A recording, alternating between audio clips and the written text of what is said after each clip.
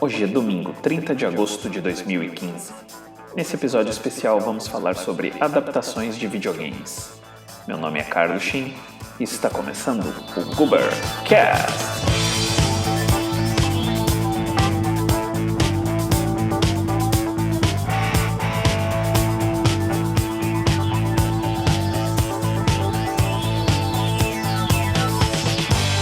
Goobercast no ar. Send the word.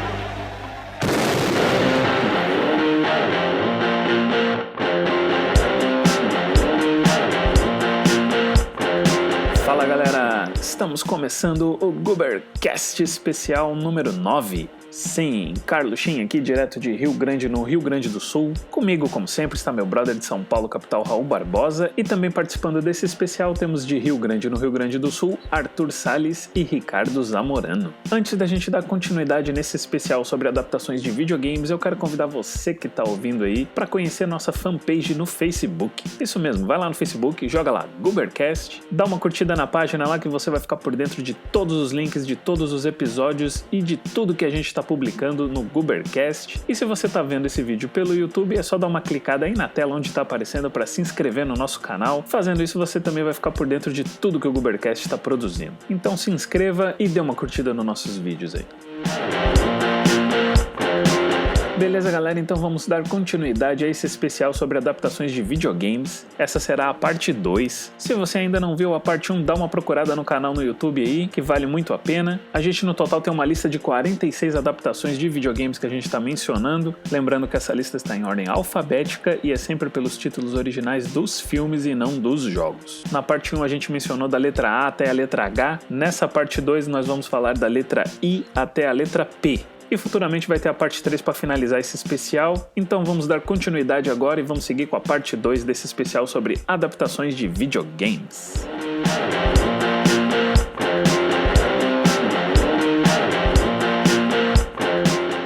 Continuando a lista aqui, vamos falar de mais uma franquia de filmes de Uwe Boll. Dessa vez ele destruiu a saga de jogos Dungeon Siege. Vamos então falar dos filmes, começando pelo primeiro, In the Name of the King, a Dungeon Siege Tale. Em português BR, Em Nome do Rei. Filme de 2007, dirigido por Uwe Boll. No elenco temos Jason Statham, Lily Sobieski, Ron Perlman, Kristanna Loken, Matthew Lillard, Ray Liotta e Burt Reynolds. Cara, olha esse elenco, meu.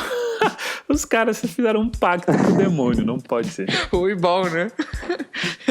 E esse é mais um filme à la Uwe Boll mesmo, assim, aquela coisa podre, com um roteiro tosco, né, meu? O personagem principal é o Statham, óbvio, né, cara? Ele quer resgatar a sua mulher que foi sequestrada e quer vingar a morte do seu filho. E aí tem tipo uns bichos que são os vilão. Ah, cara, o negócio é ruim, cara, é ruim. É uma produção ruim, assim, ele parece aqueles filmes de TV, assim, que é muito mal feito, com um roteiro podre. O filme parece que chuta pra tudo que é lado, não funciona, é mais uma produção lamentável. Esse jogo aí é mais um que o Uwe Boll arruinou pra mim, cara.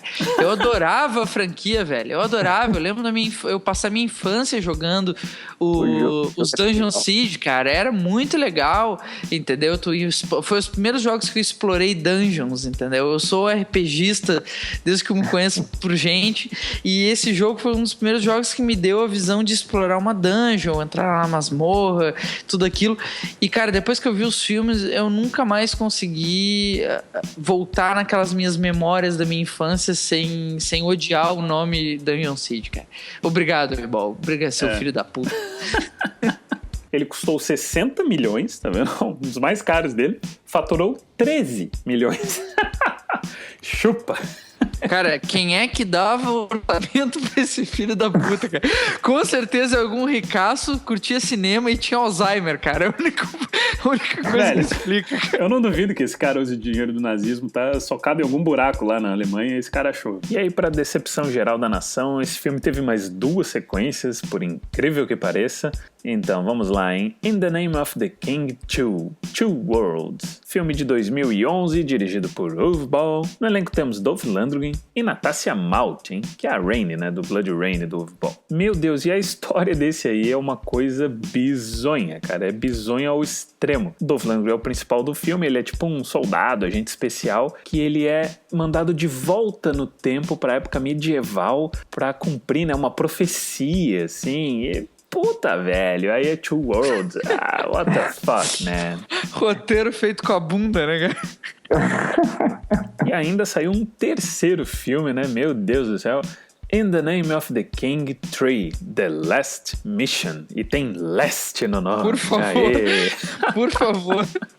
Esse é um filme de 2013, também dirigido por Uwe Boll. No elenco, cara, tem o Dominic Purcell, que é aquele maluco do Prison Break, lembra? E é o pior vilão do Blade lá, do Blade Trinity, pelo amor de Deus, velho. E o roteiro do filme consegue ser mais lixo ainda que os outros, cara. É um assassino, né, no tempo atual. Aí ele é contratado, assim, pra sequestrar umas crianças e blá, blá, blá. Aí, do nada, pum, ele volta no tempo, volta lá pra época medieval. Puta que pariu, velho. Não dá, não dá. Olha, é uma franquia horrorosa. Não perca o seu tempo.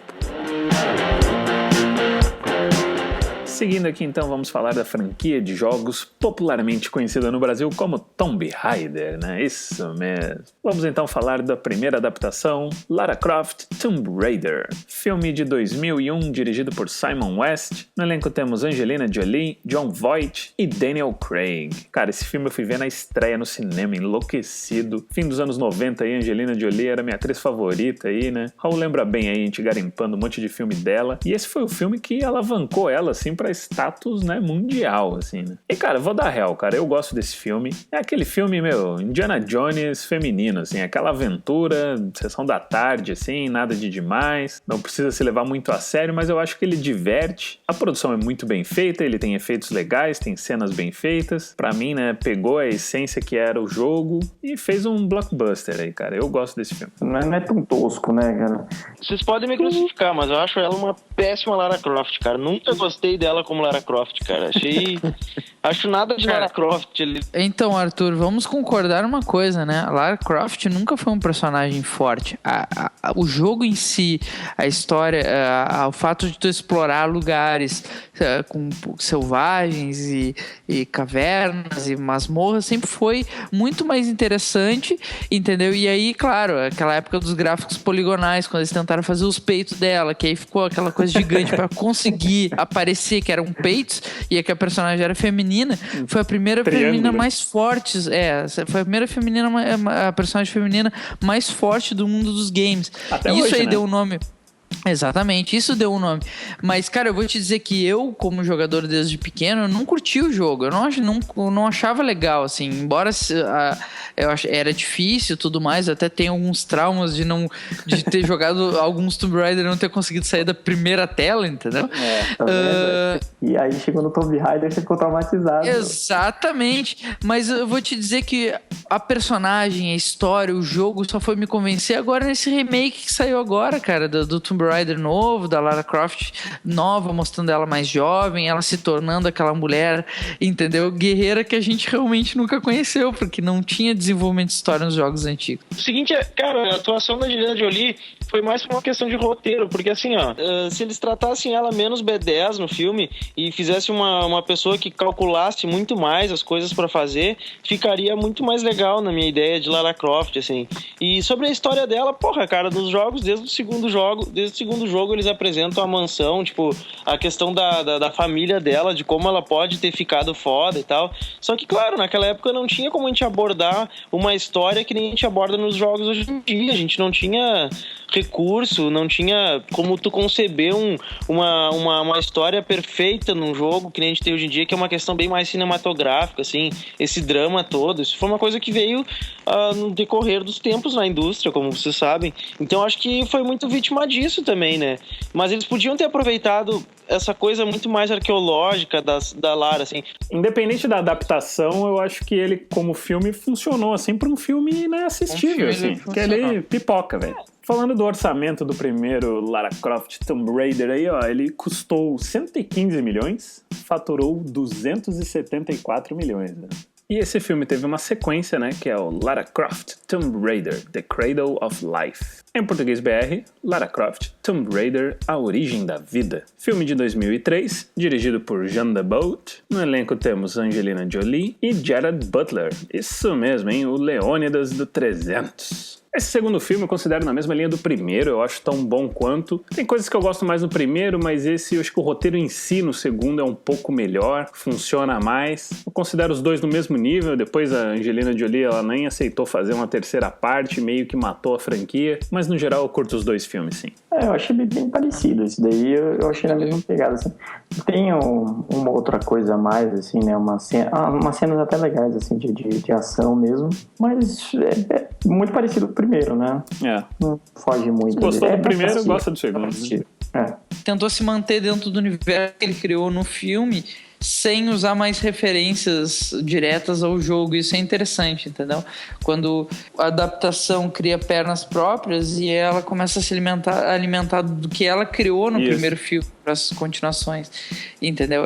Às vezes é um acerto melhor, com salvas exceções que a gente vai falar daqui a pouco, entendeu? Do que ficar tentando beber da fonte mais ainda, entendeu? Cara, eu gostei muito dos elementos mágicos do filme, aquela coisa toda, assim, meio em busca do tesouro perdido, assim, sabe? Isso aí que eu acho que perdeu um tom meio sério, assim, mas no geral foi a mesma coisa do primeiro, assim. Não, como vocês falaram, eles tinham a mesma ideia, então a minha opinião continua a mesma, assim. Eu acho que ele foi um pouco pior que o primeiro, assim.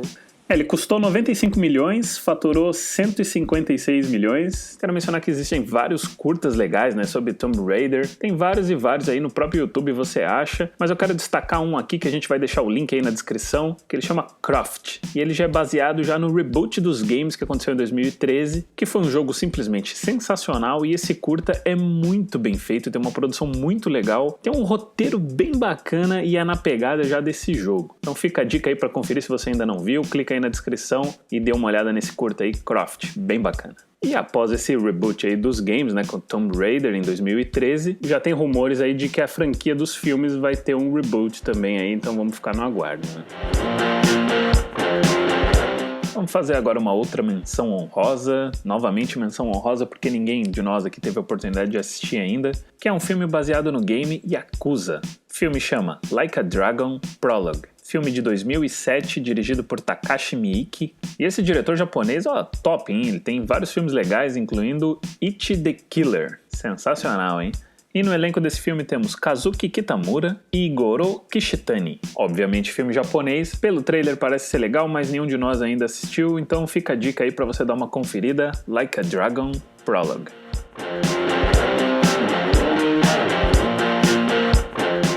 Seguindo na lista aqui, vamos então falar agora do filme Max Payne. Filme de 2008, dirigido por John Moore. No elenco temos Mark Wahlberg, Mila Kunis, Chris O'Donnell e Olga Kurilenko. Cara, o Max Payne 1, que foi onde o filme foi baseado, foi um jogo extremamente lado B na época, assim. Não foi um jogo anunciado na TV, na internet, da mesma forma que os jogos são anunciados hoje em dia, assim. Então foi uma coisa que as pessoas iam descobrindo que existia o Max Payne 1, né, cara? Eu mesmo me fascinei pelo jogo na época.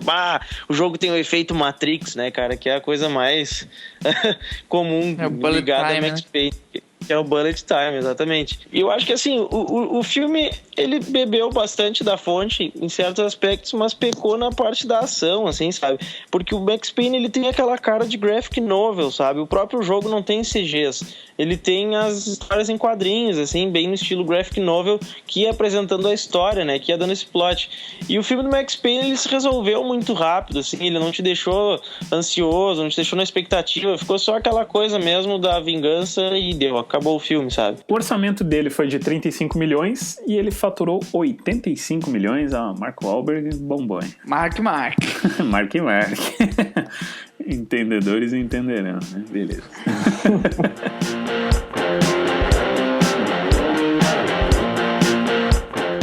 Agora, muita atenção, vamos falar então da franquia Mortal Kombat, Quem me conhece sabe que eu sou extremamente fã dos jogos, é dos melhores jogos que eu já joguei na minha vida, desde o primeirão, fliperama, até o mais recente, curto pra cacete. Meu, tem uma tatuagem do bagulho. Mas enfim, vamos falar das adaptações, que é o que importa aqui. Vamos começar com o primeirão, Mortal Kombat. Filme de 1995, dirigido por Paul W.S. Anderson. No elenco temos Christopher Lambert, Robin Shaw, Bridget Wilson, Thalissa Soto e Cary Hiroyuki Tagawa. Cara, apesar de ser dirigido por Paul W.S. Anderson, que a gente ainda vai falar muito dele no decorrer desse especial, no fim das contas, o filme vale a pena. Essa é uma adaptação que eu fui ver no cinema, empolgadaço. Até o roteiro do filme funciona, porque o roteiro do filme é o quê? É esse tal torneio que vai acontecer e tem os caras lutando. O jogo é isso, cara. O filme se baseia no primeiro jogo do Mortal Kombat, mas pega elementos do segundo jogo também. E eu acho que, salvo alguns efeitos, tipo CGI, que na época era inexistente ainda, é podre, ele é muito bem feito ainda, ele é muito assistível. Ele não é aquele filme que se leva a sério, isso que é bacana. As cenas de luta são muito legais, porque a maioria desses caras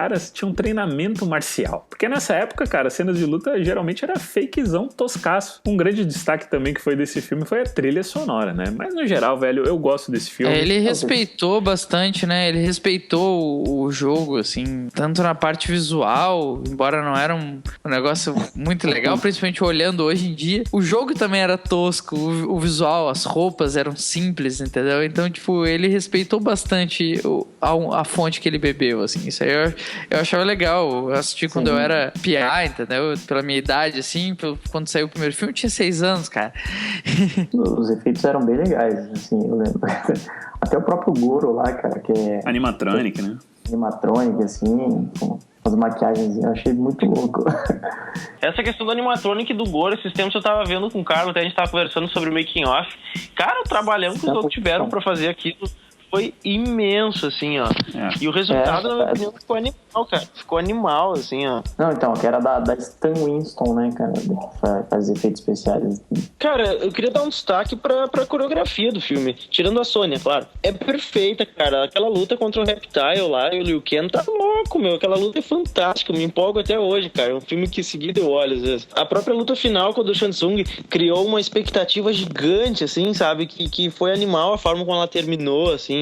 Aquele drama do irmão do Liu Kang foi uma coisa que funcionou muito bem no filme, assim. E em termos de orçamento aqui, ó, ele custou 18 milhões, faturou 122 milhões. Mais um que se pagou. Aí, ó, mais um barulhinho de moeda do Mario. Né? No fim das contas, cara, eu gosto desse filme, ele ainda sobrevive ao teste do tempo. Por nostalgia ou não, eu ainda acho que vale a assistida, mas com certeza, se você é fã dos jogos do Mortal Kombat, né, velho? Porque se você nunca gostou de um jogo, você não vai gostar desse filme, aí esquece. Mas beleza, vamos falar então da sequência que saiu, Mortal Kombat Annihilation. Em português, Mortal Kombat A Aniquilação. Filme de 1997, dirigido por John R. Leonetti. No elenco temos Robin Shaw, Thalissa Soto, James Remar, Sandra Hess e Brian Thompson. E meu Deus, vou dizer, cara, esse filme é podre, cara, é muito ruim, muito ruim. E é incrível como decaiu em relação ao primeiro. O primeiro tinha coisas bem legais ainda, nesse aí nada presta. As cenas de ação são podres, os efeitos são lamentáveis e as atuações são inexistentes, né? Teve alguns atores que nem voltaram do primeiro pro segundo, né? Exemplo da Sonya Blade. Mas o mais notável foi o Raiden, né? O Christopher Lambert não voltou e ficou a cargo de James Remar, né? Lembra do James Remar, Raul? É simplesmente o Ajax do The Warriors, cara. Putz, verdade.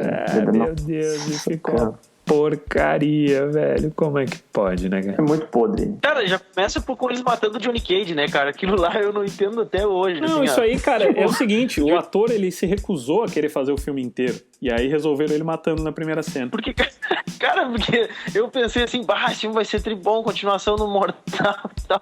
Começa os caras matando o Johnny Cage, assim, né? Meu Deus, o que tá acontecendo? Aí, depois daquilo, o filme só desanda, né, cara? Aquele Shao Kahn lá, pelo amor de Deus, cara. Aquele Shao Kahn dos piores atores da vida lá, cara. Meu Deus.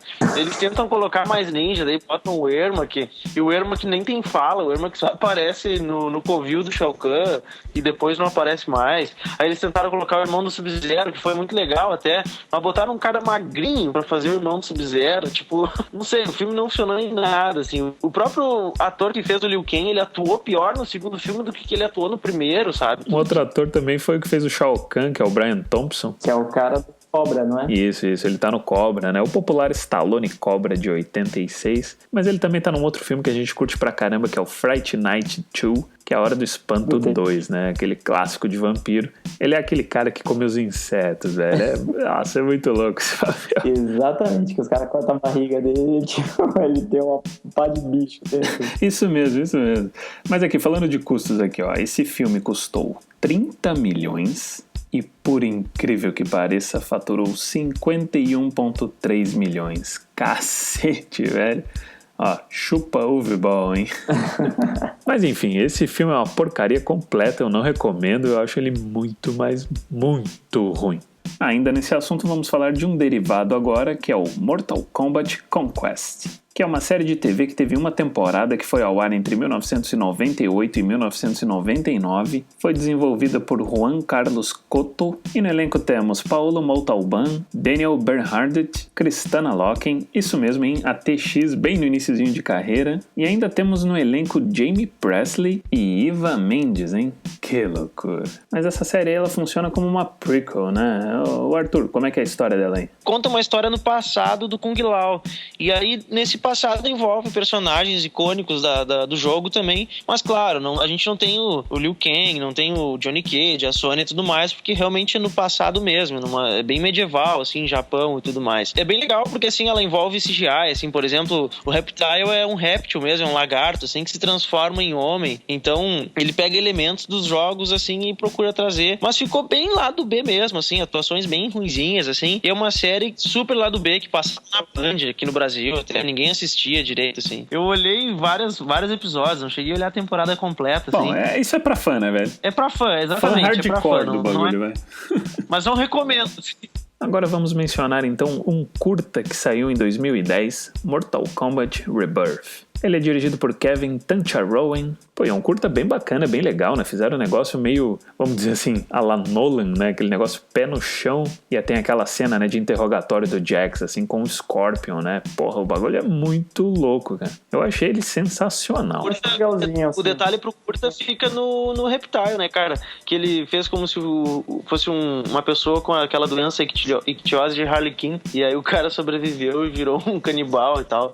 O Reptile ficou muito legal, a forma como ele introduziu, assim, no universo. O curta bombou de tal maneira, né, cara, que aí o Kevin acabou vendendo os direitos pra Warner, e a Warner depois lançou uma websérie, Mortal Kombat Legacy. É uma série que conta com 2 temporadas, a primeira de 2011 e a segunda de 2013. No elenco dessa série, notavelmente, assim, tem o Casper Van Dien, cara, como Johnny Cage, pelo amor de Deus, é lamentável. Dentre outros, temos Mark Dacascos como Kung Lao, e uma coisa bacana é o Kerry Horiyuki Tagawa, né, como Shang Tsung, que é o do primeiro filme, ele faz o Shang Tsung na websérie também. Mas apesar de vir da ideia do curta Mortal Kombat Rebirth, a série, pra mim, ela não funcionou da mesma maneira. Eu não curti muito a série, cara. Eu achei que eles perderam aquele elemento, assim, de realismo. Não tem nem perto da violência que teve o curta, então, assim, decepcionou pra mim a série, né? O que eu acho legal, assim, da série é que a série foi, tipo, aprofundando, tipo, dando uma historinha legal pra cada personagem, entendeu? Assim, e a cada episódio você acompanhava uma historinha pessoal de cada um,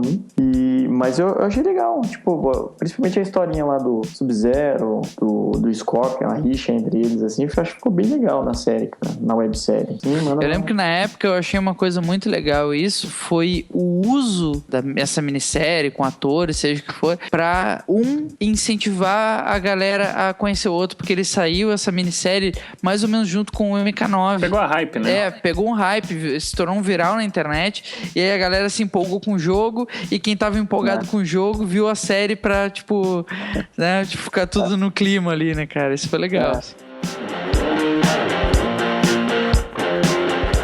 Seguindo aqui, vamos falar do filme Need for Speed. Em português, Need for Speed, o filme. Filme de 2014, dirigido por Scott Wall. No elenco temos Aaron Paul, Dominic Cooper, Dakota Johnson e Michael Keaton. O engraçado desse filme é que é o seguinte, ele não foi um orçamento muito baixo, acho que o cara deve ter os dados aí pra passar daqui a pouco. 66 milhões, vai. Não é um orçamento muito baixo, é um filme que teve um certo merchan, assim, foi feita uma divulgação legal dele, só que nenhuma divulgação dele foi tão boa quanto usar o ator lá, o Aaron Paul. E isso mostra, cara, o poder das séries hoje em dia, entendeu?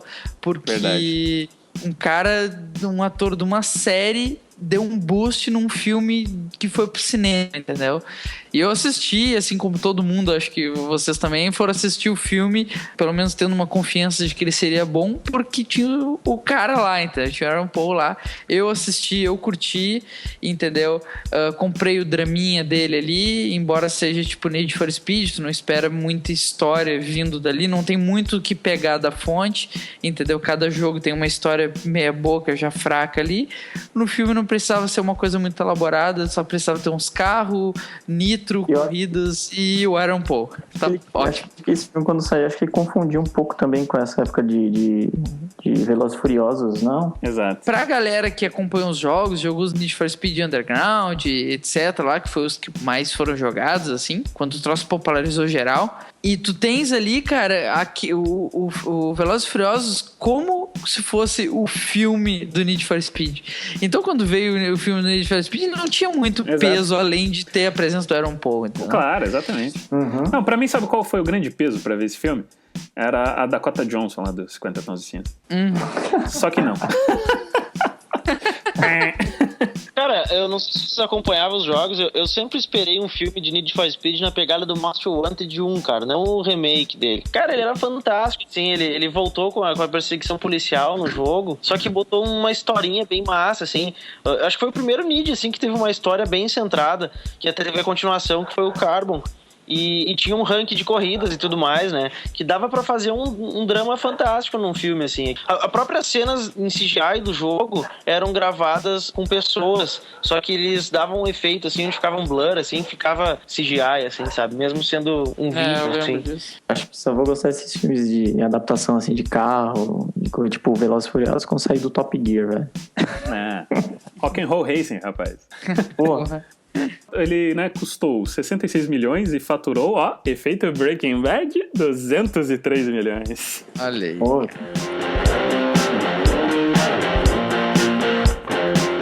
Seguindo aqui, vamos falar do filme Postal. Filme de 2007, dirigido por Uwe Boll. No elenco temos Dave Foley, Verne Troyer e J.K. Simmons. Esse filme nenhum de nós teve a oportunidade de assistir, mas por incrível que pareça, esse é considerado por muitos a melhor adaptação de games de Uwe Boll. Justamente por ter uma pegada de comédia, aquele humor negro assim extremo. No geral, a galera parece que gostou e que o Uwe Boll conseguiu fazer um trabalho decente na vida dele. Mas como a moral dele é tão baixa, né? Nenhum de nós acabou assistindo esse filme. Mas fica a dica. O próprio jogo é assim, né, cara? O jogo foi proibido em 1000 países. É um jogo extremamente violento. Tu ateia fogo nas pessoas, tu mija nas pessoas. Tu sai fazendo o que tu simplesmente... Imagina um GTA agora, tá ligado? Um GTA punk da cabeça. Um GTA é jogo de criança perto do Postal, assim. Então, Carmageddon, na linha do Carmageddon. Exato. Então, assim, eu acho que ele tentou fazer esse lado, só que puxado pra comédia, porque não tem como fazer um tom sério numa coisa dessas, né? Seguindo aqui, vamos falar do filme Prince of Persia: The Sands of Time. Em português, Príncipe da Pérsia: As Areias do Tempo. Filme de 2010, dirigido por Mike Newell. No elenco temos Jake Gyllenhaal, Gemma Arterton, Ben Kingsley e Alfred Molina. Cara, eu vou dizer, por incrível que pareça, eu curto um monte esse filme. O filme é da Disney, então pra mim ele tem aquela pegada lá, Piratas do Caribe, assim, é uma puta produção, os efeitos são sensacionais, é uma aventura leve, assim, divertida, mas que eu acho que pegou a essência dos jogos, assim, eu achei bem bacana, gostei bastante do elenco, Jake Gyllenhaal, sou fã do cara, Gemma Arterton, eu gosto muito dela como atriz, no geral eu realmente curti pra caramba esse filme. Então, parei, vamos conversar, calma aí. Cara, aí entra um porém, que eu acho que assim, ele foi fiel até o The Sands of Time, que é o primeiro jogo da trilogia, aquela famosa do Play 2. Muito boa. E eu acho que aí entra o problema, porque assim, o Carlo, ele é uma exceção, entendeu? Porque a maioria não gostou desse filme, a crítica detonou esse filme. E esse é o problema, porque eu lembro que a ideia era fazer uma trilogia pra respeitar a trilogia do PS2, ficou famosíssima, que trouxe Prince of Persia pra nova geração. Sim. Entendeu? Só que pela crítica do primeiro ser tão ruim, ele matou a chance de ter uma continuação, ou pelo menos da empolgação de sair uma logo, entendeu? E aí com isso morreu a oportunidade de a gente ter um filme do Prince of Persia foda que seria sobre o The Warrior Within. Exato. Entendeu? Eu tenho uma raiva desse filme porque ele matou essa empolgação de a gente ter o Two Thrones e o Warrior Within em seguida, entendeu? E eu acho que é tipo um filme passável, assim, mas ele é legalzinho. Passa, assim, se você não divertido. lembrar Sessão muita da coisa tarde. do... Não, Disney. Piratas do Caribe, velho. É isso aí. Passa. Até média de nota, eu acredito que ele ficou pra mediano. Eu acho que não ficou pra ruim, não. O problema dele é o custo, velho. Porque ele custou 200 milhões. É um custo muito alto, assim, cara, pra... Aí precisava de um lucro monstro, assim. O lucro dele foi de 336 milhões. Então, assim, não é um custo baixo, mas ele se pagou, deu um lucro até, mas é aquele lance do custo-benefício, né? Com certeza a Disney, de repente, estava projetando um puta blockbuster com uma puta bilheteria, e daqui a pouco o bagulho não rendeu tanto. Aí os caras falaram, não vamos arriscar fazer outra produção caríssima dessa e daqui a pouco o bagulho piora, né? Mas, no fim, eu curto esse filme bastante e recomendo assistir.